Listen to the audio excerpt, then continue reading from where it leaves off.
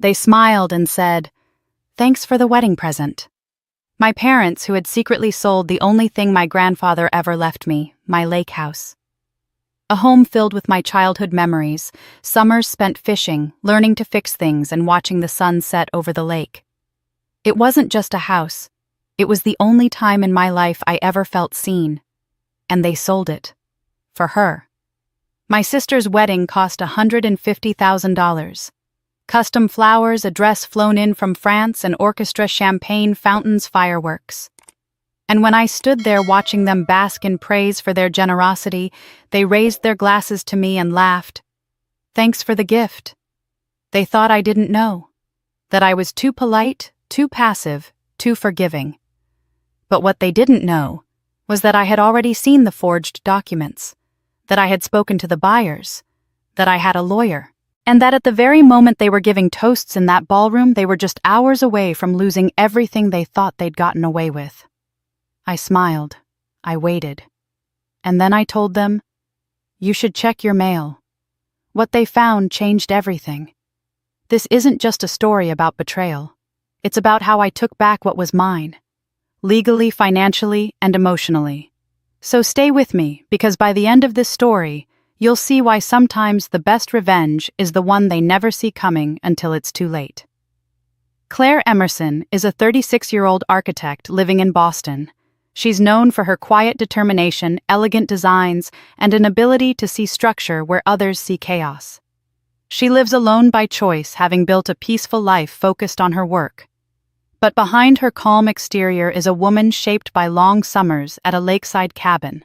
Summers that taught her the value of silence, resilience, and a bond that once meant everything. Every summer of her childhood, Claire Emerson had packed a small suitcase and boarded a train heading north toward Lake Wyman and the weathered cabin that her grandfather Jack Whitaker had built with his own hands. Those 3 months were sacred, a stark contrast to the noise and neglect of her life back in the city. While other kids went to camp or watched cartoons indoors, Claire spent her days learning how to sand woodfish with patience and listen to the stillness that settled over the lake just before dusk. Jack wasn't just her grandfather. He was her teacher, her protector, and in many ways, her sanctuary. A retired carpenter who had spent most of his life working with his hands, Jack valued things that lasted: oak beams, iron hinges, and promises. He called the lake house Harbor's Rest, and to Claire it became exactly that. Every floorboard and creak of the dock held a memory. Every summer was marked by small but meaningful rituals. Morning coffee on the porch with 2 mugs steaming side by side, fishing rods at dawn, and the smell of pine mixed with sawdust as Jack tinkered with repairs he never truly finished. Claire had a sister, Heather, younger by 5 years. Heather visited the cabin too, but never stayed long. Where Claire saw peace, Heather saw boredom. She was always in a hurry back to her friends, her phone, her comforts.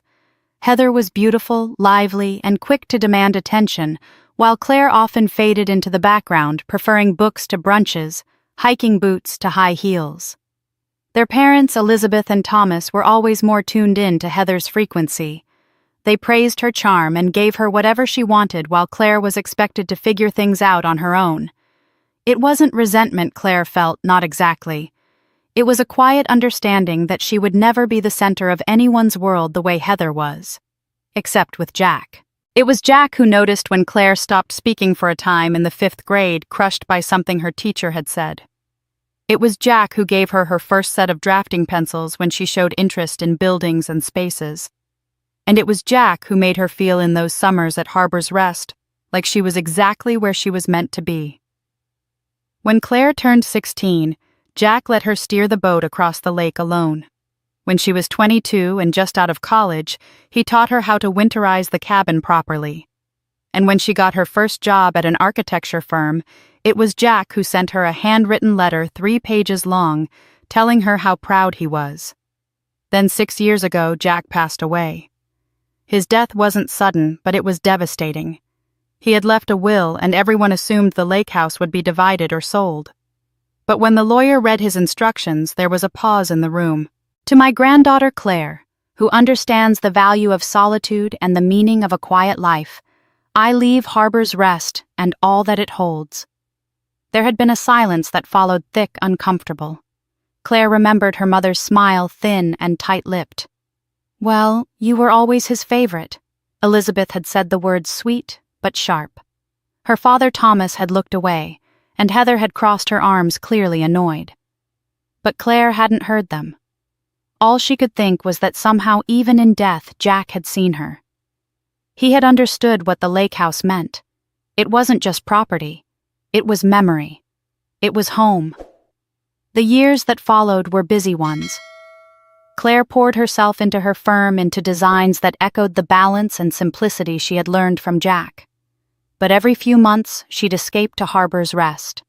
She would clean the gutters, fix the roof walk, the trails Jack once hiked. It remained her sanctuary, untouched by time. Until one summer she discovered someone had been there without her knowing. A light left on. A door not fully closed.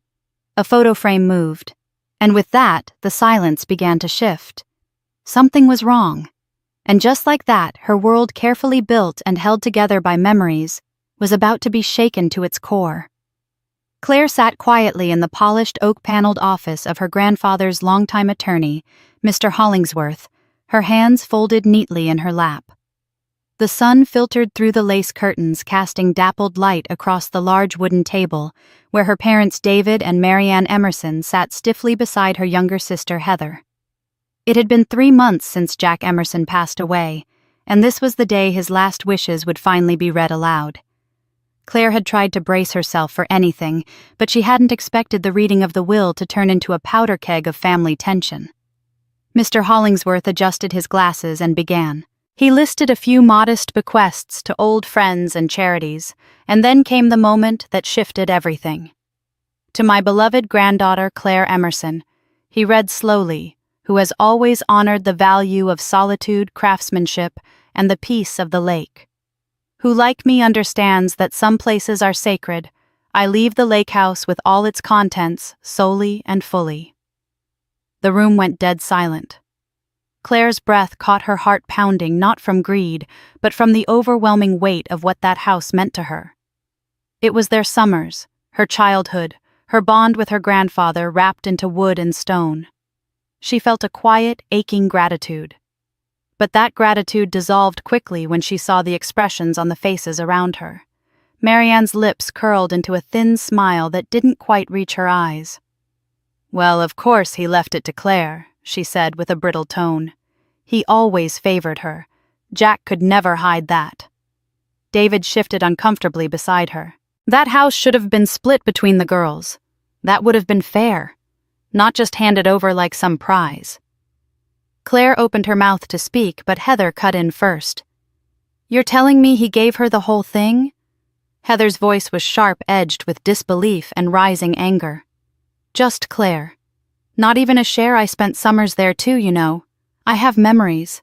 I was part of that place." Claire kept her voice even. "Heather, I know it means something to you too. I never asked for it. I didn't know he planned this. But maybe we can still go up together sometime, if you'd like." Heather scoffed and looked away. David leaned back in his chair, arms crossed. "That place is worth a small fortune now. He always had a soft spot for you. This just proves it." Claire glanced at Mr. Hollingsworth, who, to his credit, looked slightly embarrassed. "Your grandfather was very clear," he said. "He left this house to Claire alone. He updated the will just last year. I have it in writing and video." The drive back to Boston that evening was silent. Claire sat in the back seat while her parents whispered up front, Heather staring moodily out the window. The air between them had changed, weighted with unspoken resentment. Once home, Claire walked into her small apartment, kicked off her shoes, and sat at the edge of her bed. She pulled out the old journal her grandfather had given her when she turned 16. On the inside cover was a note in his careful handwriting. "If ever the world turns its back on you, come home to the lake. It'll still be there. I built it for peace, and I hope you find yours there too." That line echoed in her mind now like a prophecy. He must have known. Somehow he had sensed that there would come a time when Claire needed something that couldn't be taken from her, something unshakable. a sanctuary. But instead of peace, the inheritance had created a fault line in the family. Claire could feel it widening beneath her feet already. Heather's resentment was like a slow burn masked behind civility, but simmering with each exchanged glance. And her parents, rather than hiding their disappointment, began to treat her differently, in small but perceptible ways. Less warmth in their voices, fewer invitations to family dinners, passive-aggressive remarks about lucky daughters and favorite children. Claire didn't regret inheriting the lake house, but she also hadn't expected it to cost her so much so quickly. What had once been her safe place now loomed in her mind as both a gift and a burden. Still, she held on to Jack's words. If the world turned its back, come home. Little did she know then those words would soon be tested in a way she could never have imagined. Claire returned to Boston that night with a strange heaviness she couldn't shake. Though she had always known that the lake house was special to her in ways her family might never understand, the reading of the will had exposed a far deeper rift. But for now, she buried those emotions under work deadlines and architectural blueprints, her way of coping. Life, at least on the surface, moved forward. A few weeks later, the family gathered again, this time for celebratory news. Heather had just gotten engaged to Tyler Morgan, the son of George Morgan, a prominent businessman in upstate New York. Tyler was tall, well-dressed, and polite in the obligatory way of people who'd grown up in old money. He worked at his father's financial consulting firm and drove a car that cost more than Claire's annual office rent. Claire had met him briefly at Thanksgiving and remembered him mostly for his charming smile and zero interest in anyone else's conversation. Still, Heather was positively glowing. He proposed in Paris. Heather announced over brunch at their parents' house, her diamond ring catching the light as she gestured animatedly. On a rooftop at sunset with a view of the Eiffel Tower. Their mother gasped as though she hadn't already heard the story 10 times. Their father beamed with pride. Claire smiled politely. The wedding plans began immediately. Heather envisioned a ceremony that would rival royal affairs. A destination wedding at an exclusive oceanside resort in Rhode Island was booked within 2 weeks. The venue came with a private chapel, a vineyard, and an estate that could accommodate 200 guests. She had her dress custom designed in Paris. A full 10-piece orchestra was hired for both the ceremony and the reception. Tyler insisted on drone footage of the entire day, including a dramatic flyover of the vows, which Heather thought would be absolutely cinematic. Claire sat through the family dinners and planning sessions like a distant observer. She wasn't envious, this world had never appealed to her, but she felt increasingly alienated by the extravagance. Heather treated the wedding like a full-time job and an identity. Every conversation began with florals, moved on to guest lists, and ended with arguments about colors for the lighting design. One evening, Claire invited Heather to dinner, hoping for a quiet moment to connect. Over grilled salmon and a glass of wine, she finally broached the topic. "I know this wedding must be expensive," she began gently. "I can't do much, but I'd be happy to contribute something, maybe $5,000 to help with the flowers or the photographer." Heather blinked, stunned, then let out a small laugh that didn't reach her eyes. "Claire, that's sweet of you, but we have it covered. Tyler's parents are helping, and so are Mom and Dad. We don't need your donation." Claire sat back in her chair, trying to ignore the sting in Heather's tone. "It wasn't a donation. I just thought I could help." "You don't have to," Heather said, brushing it off as she flagged the waiter. "Honestly, it's already taken care of. We've got everything planned." Still, something about the way Heather said it didn't sit right. "You're sure everything's within budget?" Claire asked. Heather waved her off. "Totally. Dad said not to worry. They've got a financial plan." The words financial plan echoed in Claire's mind long after that dinner. Her parents had never been known for their careful budgeting.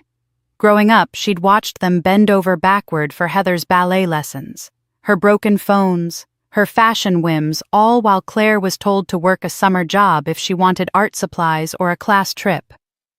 The mention of a plan sent a quiet alarm ringing in the back of her mind. Later that week, she called her mother just to check in and subtly to ask how the wedding expenses were being handled. Her mother responded with vague reassurances. "Oh, we've got it figured out, honey. You just focus on your work. You don't need to worry about us. I just don't want you to put yourselves under too much strain," Claire said. "Don't be silly," her mother replied. "This is what parents do. We want the best for Heather." Claire hung up feeling dismissed, but also unconvinced. Something didn't feel right. The venue alone likely cost upwards of $40,000. Add in the dress catering, musicians, photographers, and a 3-week honeymoon in Tuscany, and the numbers stopped adding up.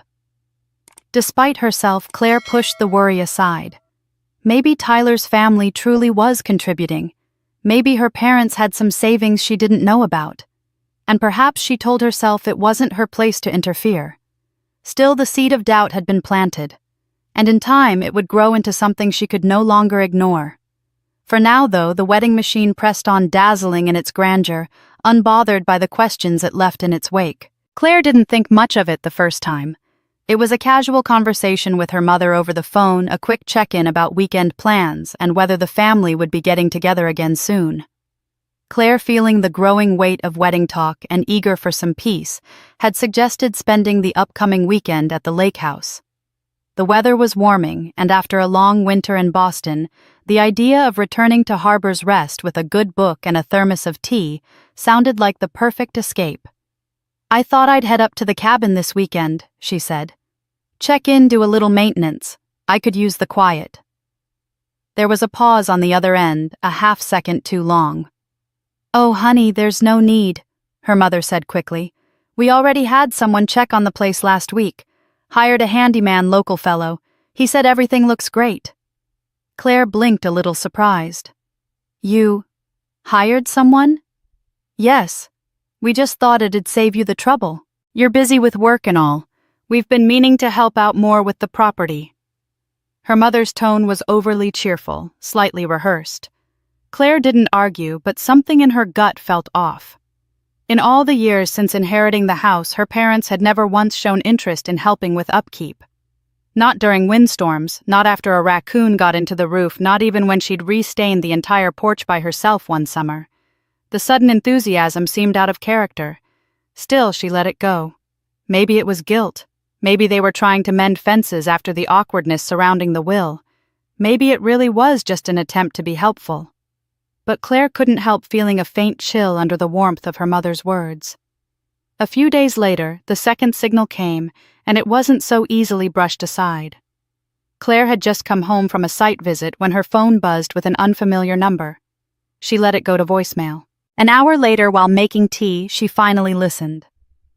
"Claire, dear, it's Dorothy Myers," the message began. "I hope I'm not overstepping, but I just wanted to say it was a shame we didn't get a chance to say goodbye. I didn't know you'd sold the lake house. It's a lovely young couple who moved in very friendly, but still, I'll miss seeing you up here in the summers." Claire's hand froze on the kettle. Sold. Her first thought was that Dorothy must have misunderstood. Maybe someone new had rented a place nearby, or perhaps the couple were temporary guests. Still, Claire's stomach tightened. Dorothy had lived 2 doors down from Harbor's Rest for 30 years. She was sharp, meticulous, and not the type to confuse details. Claire called her back immediately. "Oh, sweetheart, I didn't mean to upset you," Dorothy said. "I just assumed you'd moved on. The for sale sign was up for about 2 weeks, then suddenly down again. Then a moving truck came and the couple's been there ever since. I figured it was your decision." Claire felt her mouth go dry. "Dorothy, I never put the house up for sale." There was a long silence on the other end. "Well then, I think you might want to come take a look." After hanging up, Claire tried to calm her racing thoughts. She logged into her county property tax account to check for updates. Each year she received a mailed notice about taxes due on the lake house. It usually arrived in early spring. She hadn't received one this year, but with the wedding and work deadlines, she'd assumed it was just delayed. Now she realized she hadn't seen the email notice either. She checked her inbox again. Nothing. Not even in spam.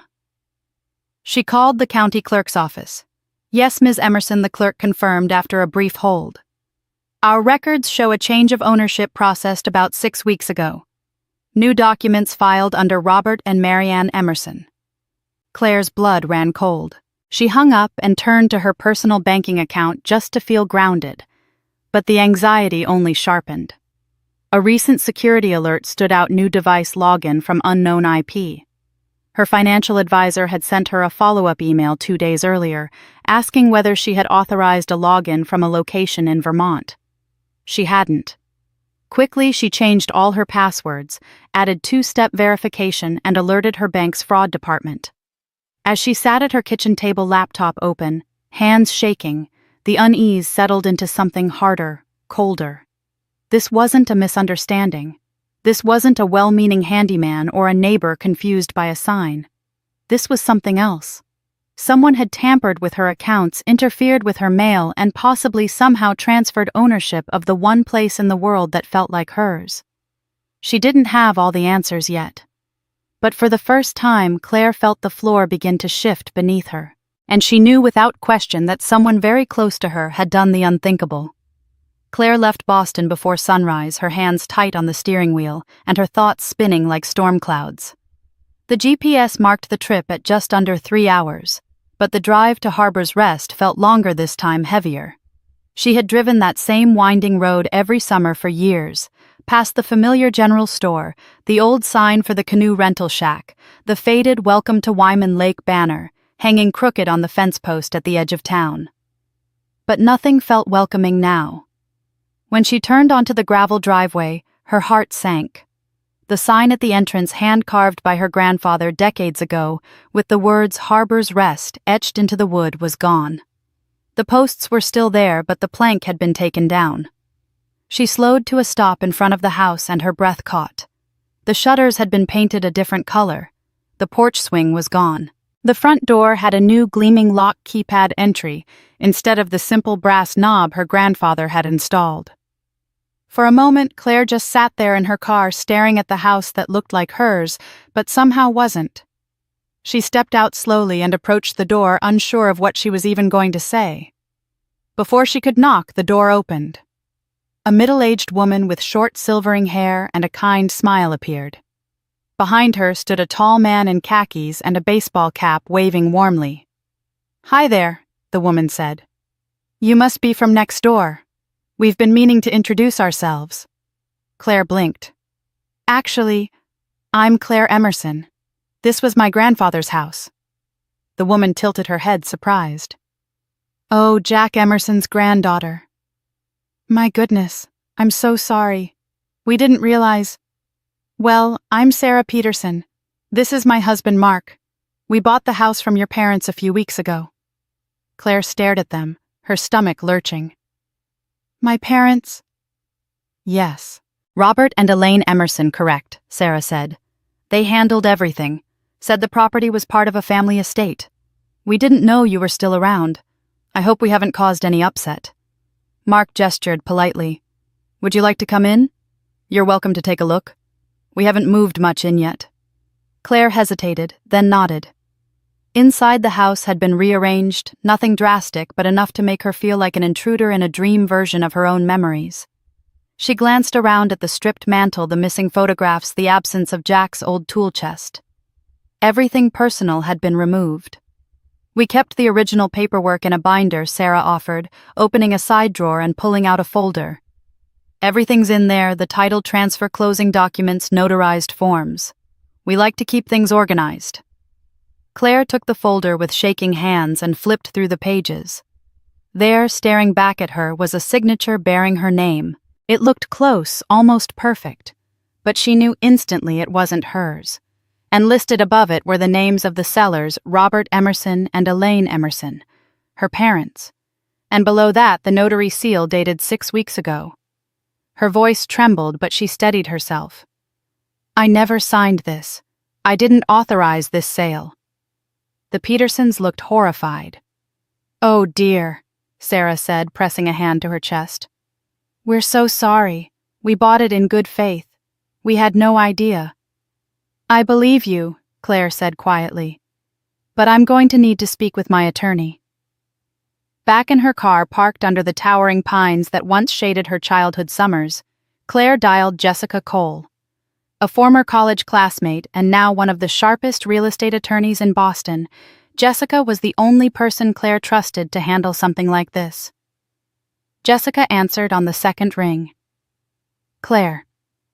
"What's wrong?" Claire inhaled slowly. "The lake house. It's been sold. By my parents. I just saw the papers. My name is forged." There was a pause, and then Jessica's voice came calm and clear. "You're absolutely sure?" "Yes. I'm holding the documents now. Then send me high-res photos of every page. We'll start with a full document analysis and contact the county recorder. If your signature was forged and the sellers weren't the legal owners, we can move fast. Claire, this is a criminal matter. But we can undo this. We can take it back." Claire stared at the house once more before pulling away. As she drove down the gravel path and back toward the highway, the trees seemed taller, darker, the sky more overcast. The betrayal had moved from suspicion to fact, and now it had a name and a paper trail. Her sanctuary had been stolen. But Jessica's voice echoed in her mind, steady and unwavering. "We can undo this. We can take it back." Jessica worked quickly. Within 24 hours of receiving the scanned sale documents from Claire, she had already flagged multiple red flags. The notary stamp used on the deed was registered to a woman named Pamela Rourke, a licensed notary based in southern Vermont. Jessica placed a call, immediately introducing herself and explaining the situation in calm, measured tones. Pamela was shocked. "I've never notarized anything for a Claire Emerson," she said firmly. "I don't even practice in Massachusetts. And that stamp, if it's got my seal and signature on it, must have been forged. I lost a notary journal and my seal last December. Someone broke into my locked cabinet at a community center during an event. I filed a report with the county office." Jessica's voice sharpened. "Did the report include the seal number?" "Yes. I have a copy of it here." "Do you want the incident number?" "Please," Jessica said. "That helps more than you know." Within the hour, Claire and Jessica were sitting together in Jessica's office, a neat but determined space above a real estate brokerage downtown. The timeline was falling into place rapidly, and the more they uncovered, the clearer it became that the sale of Harbor's Rest wasn't just immoral, it was criminal. Jessica opened her laptop and scrolled through property transfer logs available from the county's public records. "Here," she said, pointing. "Transfer of title filed 6 weeks ago. Seller listed as Robert and Elaine Emerson. Buyer Mark and Sarah Peterson. Sale price $320,000. Claire frowned. "That's way too low. The last appraisal was over $500,000. Jessica nodded grimly. "Exactly. That property with its lakefront access and history should have fetched at least $500,000 more if they'd waited a month or two for high season. But someone was in a rush." Claire exhaled. "And Petersons had no idea. No. They were innocent buyers. They thought they were getting a good deal on a fast sale estate transfer. I reached out to their realtor, and she confirmed they were told the family wanted to offload the property quickly due to emotional associations." Classic cover. Claire leaned back, absorbing the scale of the deception. "So my parents?" Jessica raised a hand.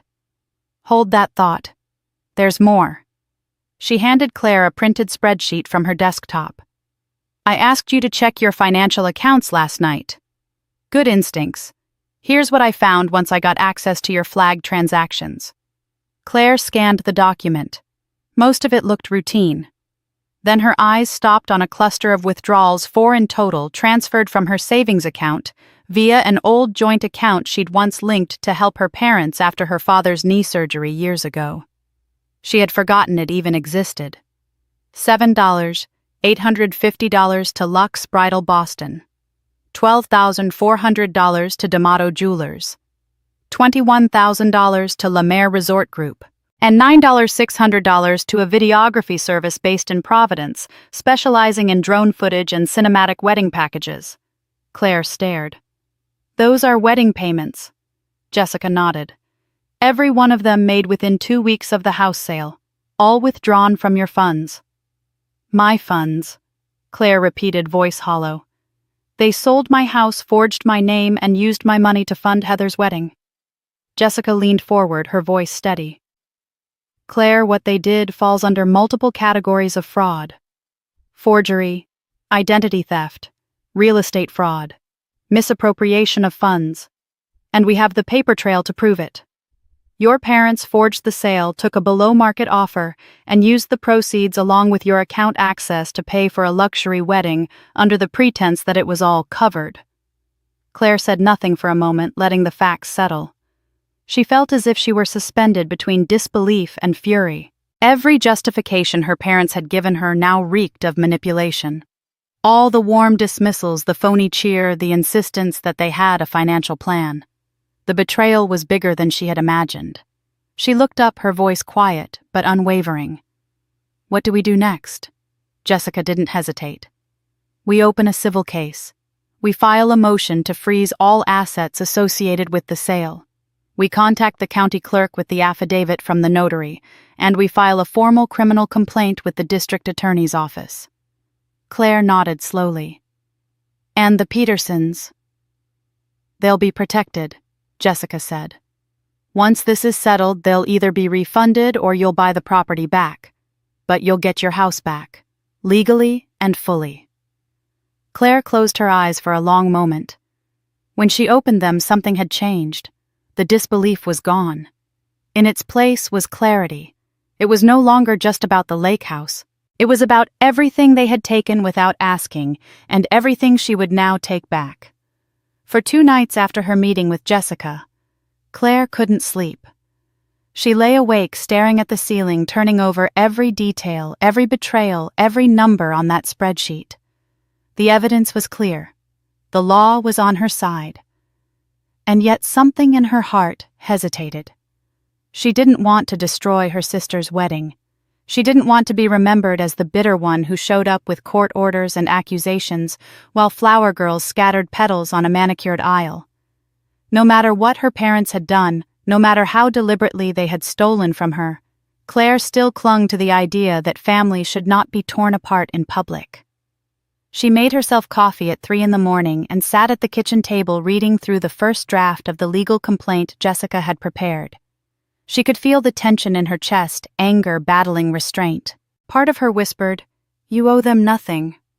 But another part said, "Wait until after the wedding. Don't cause a scene." Claire had never been one for scenes. Even as a child, she had learned that her emotions weren't welcome. So she breathed through it, made no decisions, and let the document sit unsigned on her desk. The next afternoon, while walking back from a site visit, her phone buzzed. A friend from college, Megan, had tagged her in a comment on Facebook. Claire opened the app without much thought until she saw the post. It was Heather. A carefully filtered photo of the two of them as children at the lake house, with Heather wearing a flower crown and Claire holding her hand. The caption read, "I've always looked up to my big sister.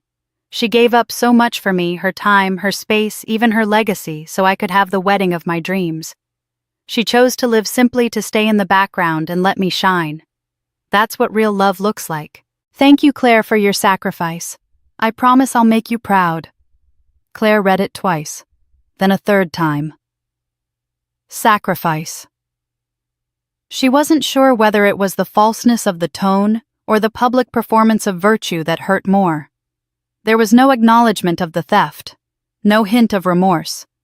Just a polished lie wrapped in flowery gratitude, painting Claire not as a victim, but as some kind of quiet martyr who had gladly handed over her life's most meaningful inheritance. She scrolled through the comments. Strangers were leaving hearts and tearful emojis. Family friends praised Heather's grace and maturity. "You're so lucky to have a sister like Claire," one wrote. Another said, "She must really love you to give you so much." Claire's hands shook. It wasn't just theft anymore. It was erasure.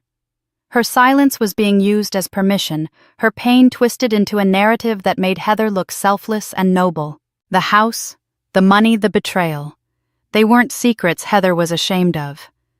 They were now part of a carefully staged performance, a celebration of her ability to take what she wanted while appearing angelic in the process. In that moment, something inside Claire hardened. She closed the app and opened her desktop folder titled Legal. She began to organize every screenshot, every receipt, every banking document. She exported the notary's affidavit and added it to the evidence pile. She pulled up a clean document and began writing a letter to the district attorney's office, clear, concise, supported by facts. Then she opened her video editor and began stitching together a visual timeline, photos of the house before and after the sale, copies of the forged signature, footage of her grandfather's will, reading scans of her bank account showing the stolen funds. If they wanted a story, she would give them one, but it would be the truth. By midnight, she had drafted a formal complaint to the county recorder, a cease and desist order for the real estate agent who had filed the fraudulent paperwork, and an outline for a public statement. Not for revenge, for clarity, for dignity, for justice. She would not be silenced. She would not be rewritten. Heather had turned Claire's life into a stepping stone for her social fairy tale. But Claire still held something far more powerful than any venue dress or drone-shot video. She held the truth. And now, she was ready to use it. The Morgan estate in Newport looked like something pulled from a royal fairy tale. Guests arrived in black tie attire, their heels clicking against the imported marble pathway leading to a white arch draped in silks from Lyon. 2 valets managed the procession of luxury vehicles. Crystal chandeliers had been suspended from tall oak trees, and live classical music floated through the warm afternoon air from a Steinway grand piano placed carefully beneath a rose-covered pergola. Guests whispered about the cost, the spectacle, the splendor. It wasn't just a wedding, it was a performance of wealth and perfection. From a distance, Claire watched the whole thing unfold with a curious detachment. Her pale blue gown was understated compared to the glittering sequins and designer labels around her. She stood at the edge of the crowd, her expression calm, composed. No one could have guessed what she knew, or what she had planned. The ceremony began at precisely 5:30 p.m. A string quartet took over as Heather appeared at the top of the aisle in a custom French gown that shimmered in the light. Tyler stood at the altar looking every bit the polished heir. Claire watched her sister glide toward her future veil, trailing like mist, smile radiant and untouchable. The crowd rose in a practiced motion. Drones hovered above, capturing every second in cinematic perfection. Claire said nothing. At the reception, guests sipped champagne under the glow of hanging lanterns. The ballroom had been transformed into a garden of orchids and gold-trimmed decor. A full orchestra replaced the quartet. There were fireworks set to classical music. Waiters in white gloves moved like dancers, serving 5-course meals paired with wines flown in from Tuscany. It was extravagant to the point of satire. But no one seemed to notice. They were too caught up in the spectacle. Claire made her way through the crowd, slowly, politely nodding at acquaintances, saying little. Her parents beamed at the center table like they were royalty themselves. Her mother wore a floor-length gown Claire recognized from a high-end boutique in Back Bay. Her father clutched a scotch and looked far too pleased with himself. When Claire approached, her father greeted her with a wide grin and outstretched arms. "There she is," he said, raising his glass. "The one who made all of this possible." Claire kept her expression measured. "Glad I could be here." Her mother chimed in, half laughing. "We were just saying what a gift you've given this family. Thank you, Claire, for your generosity." Claire nodded once. Of course. Later that evening, when the dancing had begun and the night air was heavy with perfume and champagne, Heather took the mic.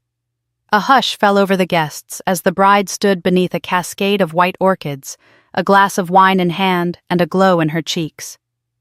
"I know I'm supposed to toast my new husband," she began with a charming laugh, "but before I do, I want to raise a glass to someone else." She turned toward Claire, locking eyes across the floor. "To my sister. Claire, you've always been quiet, selfless, strong. You've given me more than I ever deserved. You chose peace over drama. You let me have this day, this dream. You gave up something precious to you without ever asking for anything in return." Gasps of admiration murmured through the crowd. Heather's voice softened.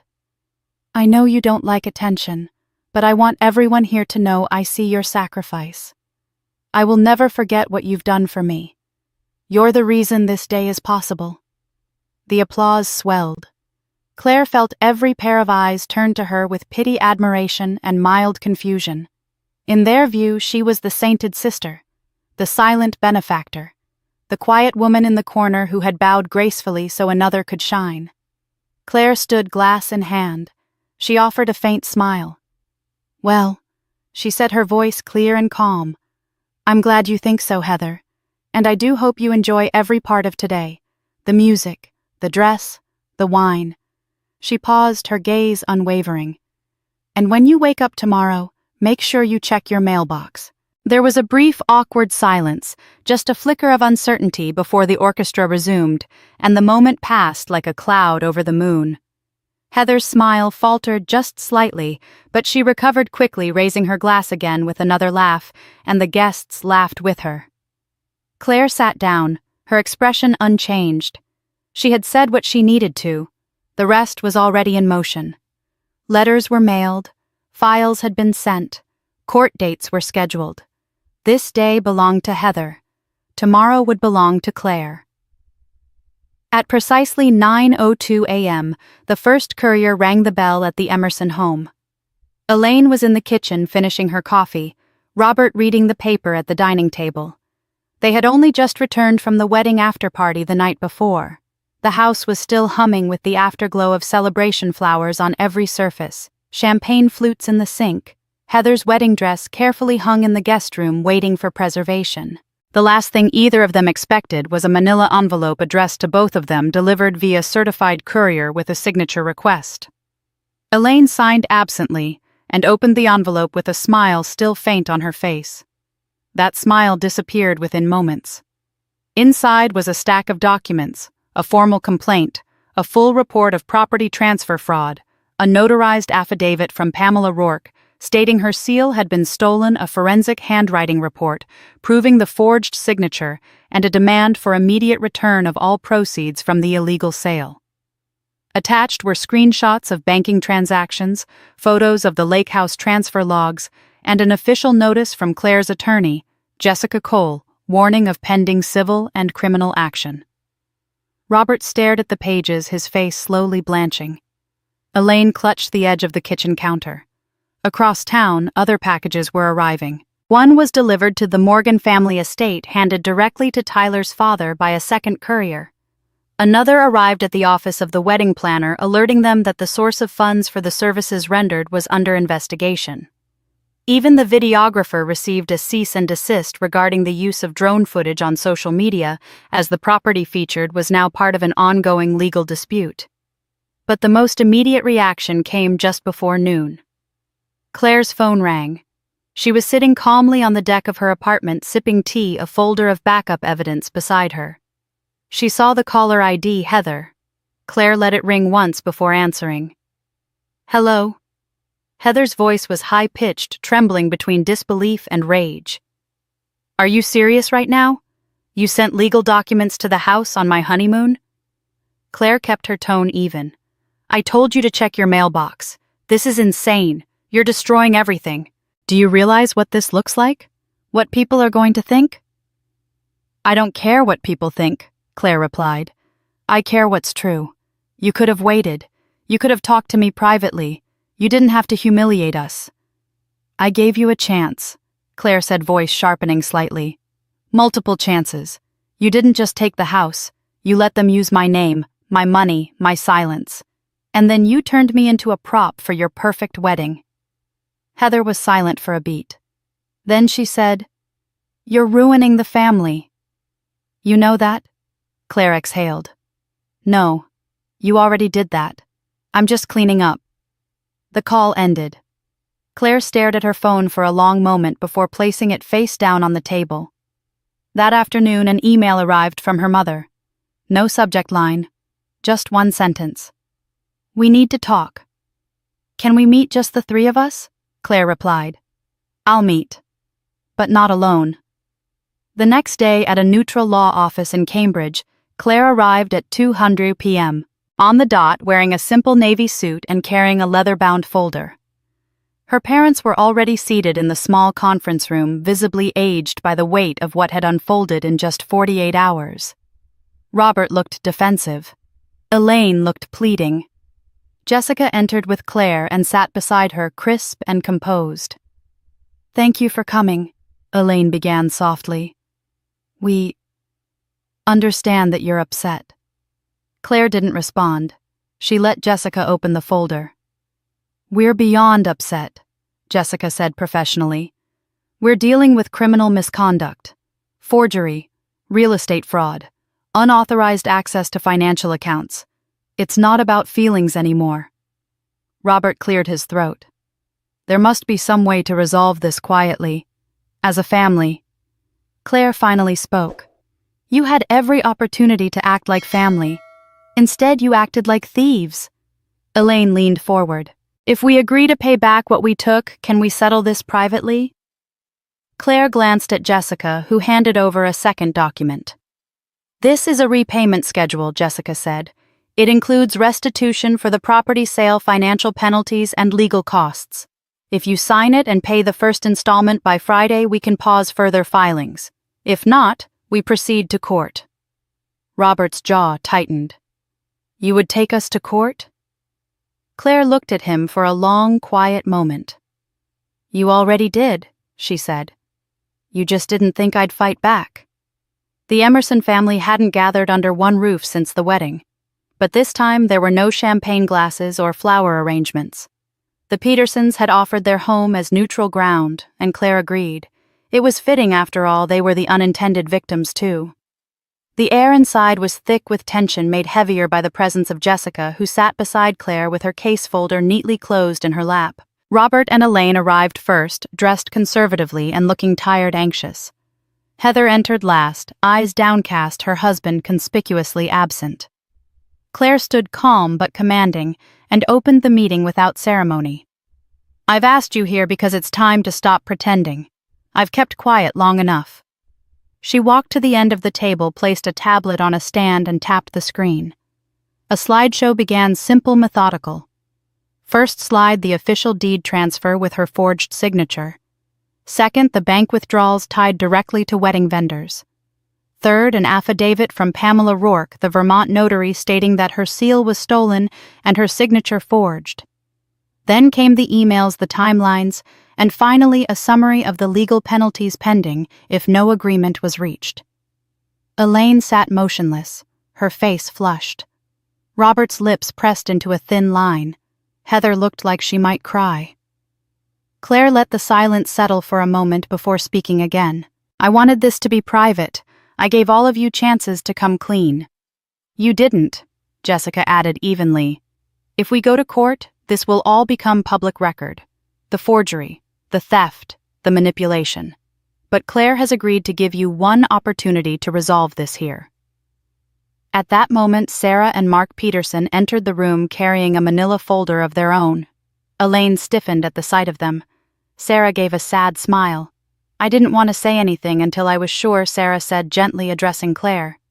"But I think you deserve the truth, too." She turned to Elaine. "You didn't think I'd remember you? Did you?" Elaine's jaw clenched. "This isn't the time I think it is," Sarah continued. "You and I worked together at St. Mary's when our kids were toddlers. I was in HR. You were an office manager. I remember you well. So when we saw the listing for the lake house, I was surprised but not suspicious. You said it was your property. You never mentioned your daughter was the legal heir." Claire turned toward her mother. "You knew the buyers." Elaine looked down. "They offered cash." "You thought you could pass it off as yours." Claire said, her voice sharper now. "You counted on me not noticing, on me being too loyal, too quiet." Heather shifted in her seat. She hadn't spoken a word until now, but when Claire's eyes met hers, she looked away. "I'm sorry," Heather whispered. Claire didn't move. "You knew. I saw one of the documents." Heather admitted, her voice brittle. "A few days before the wedding.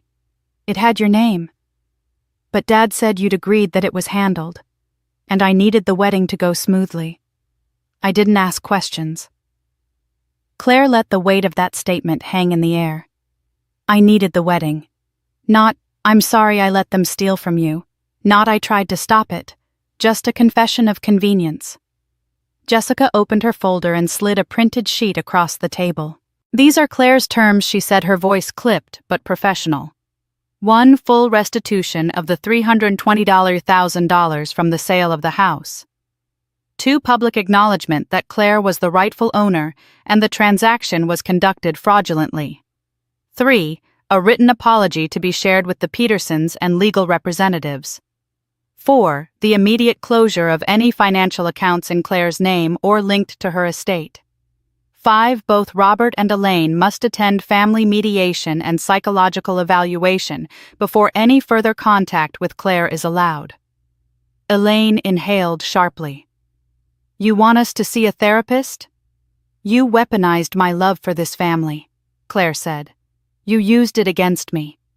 I want proof that if I ever speak to you again, it won't be as someone you can manipulate.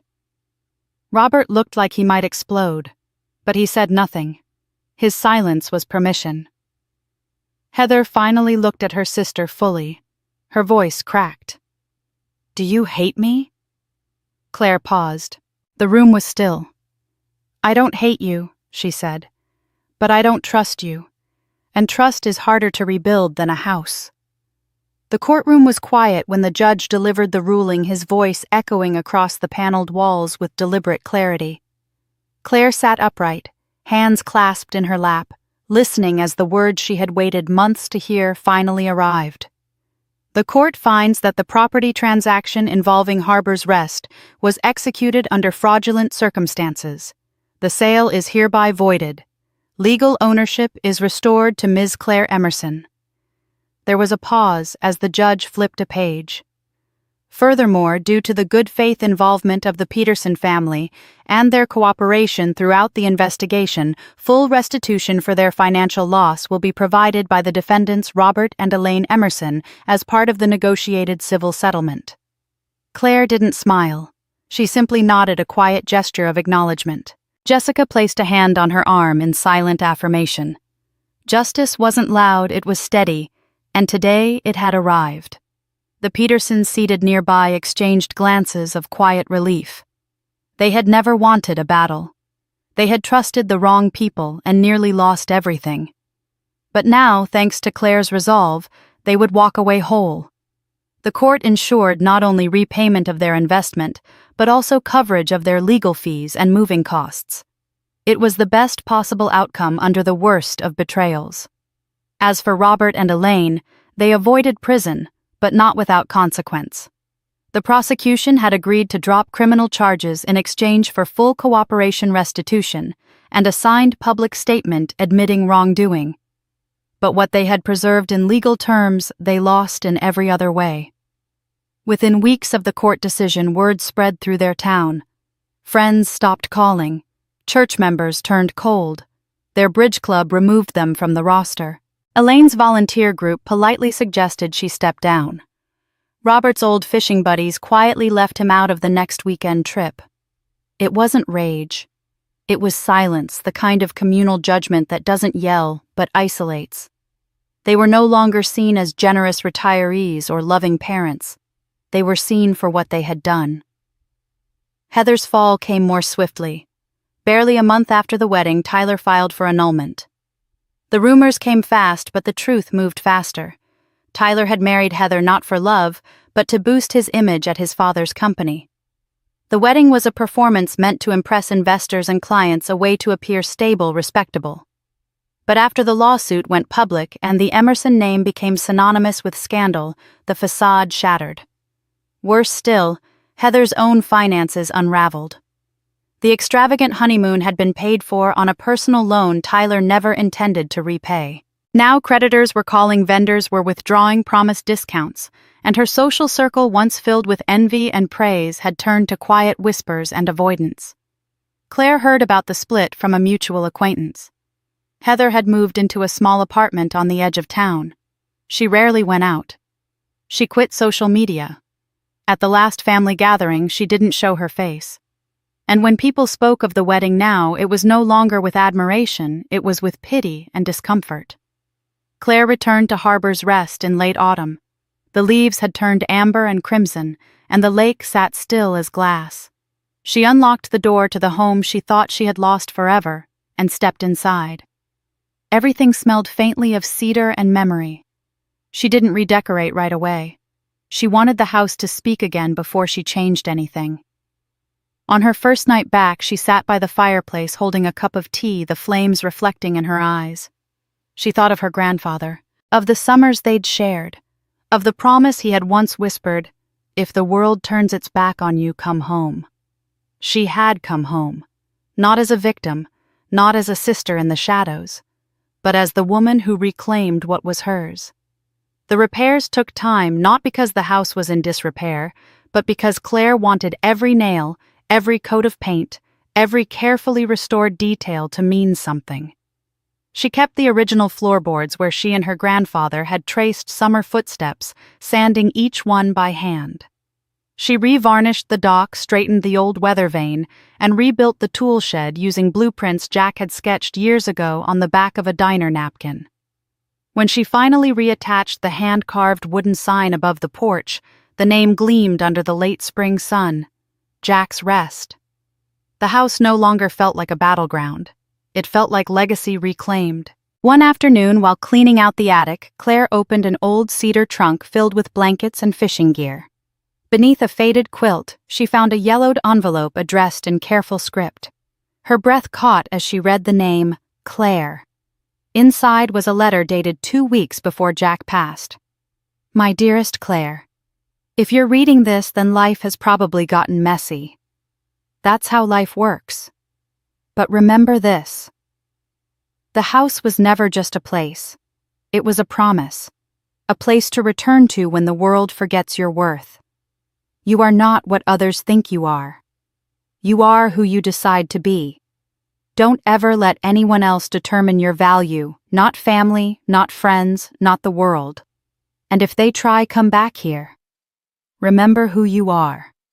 And start again. With love. Jack. Claire folded the letter slowly and held it to her chest. She sat on the floor of the attic for a long while, eyes wet but smiling. The kind of smile that rises not from joy, but from quiet, unshakable truth. Months passed. Summer returned. One day, an envelope arrived in her mailbox. Heather's handwriting. Inside was a birth announcement, simple, unadorned, and a short note in delicate, almost apologetic ink.